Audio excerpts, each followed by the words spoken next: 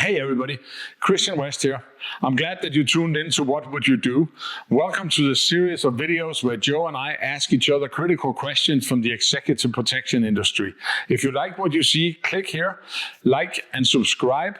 And if you have questions that you want us to answer or try to find a solution to, send them to us via email, text. You can find us on social media. I'm sure you have ideas, or you can post them here and we'll play along and take your question. So, welcome to What Would You Do? Season 2.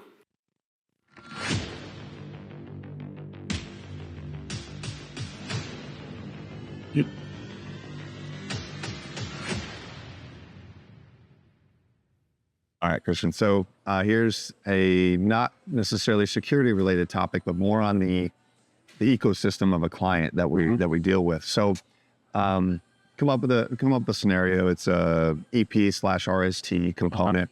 So you have all of that. You've got the corporate ecosystem. You've got the estate managers. You got a little bit of everything, that you're dealing with in the client's life. That being the case, over working with this client for several months, you realize that there's a lot of like politics and cliquey back talk and stuff like that amongst the staff. Yeah, that happens. Yep, and they're kind of pitting things against each other, and it's coming through you. Like they're kind of leveraging you. Okay. Like the neutrality, and they're trying to bring you to their side, so to speak.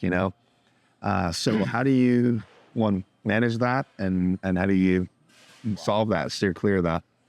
Yeah.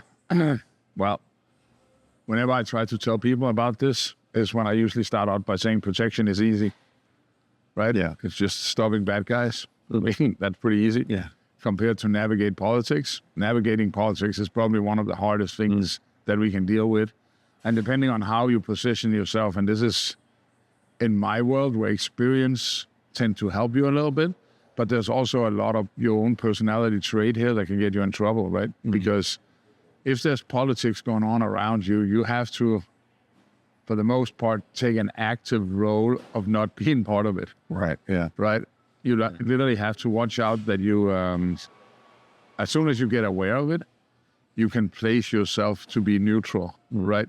Make sure you don't get cornered into discussions. Make sure you don't kind of like, if somebody tells you something and it's kind of like, how should I say it, presented to you in a way that it'll cause more troubles or whatever, make sure you only relay the facts, right? So you don't become part of one side accidentally.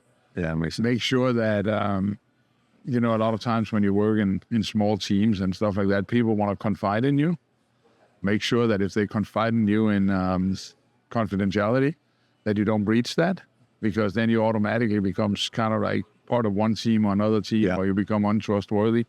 Yes. And in general, I mean, I always believe in this whole thing, and people who work for me knows that I have this thing where I said, let's defeat every problems with good, because politics are rarely about us, and with the EP agents, so we come and go all the time.